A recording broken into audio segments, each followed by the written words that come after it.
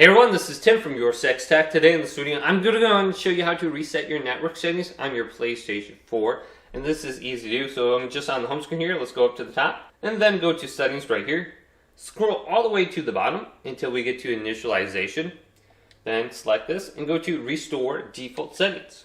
Then enter in the passcode. The default one is 0000, which is square 4 times. Then you'll see every setting in here that is going to be restored to the default value. The third option down is network.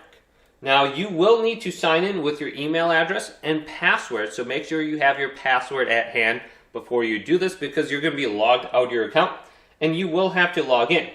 But look through all these options and these are going to be returned to the default settings. So you're going to have to come back in here later on and just change any of the settings on here that you want to go ahead and turn on again. So once you do that, go back to network and you can set up a new internet connection under here and you should be good to go. So hopefully this video did indeed help you out. If it did, leave it a big thumbs up and subscribe to my channel down below for more tech videos coming up next on YourSixTech.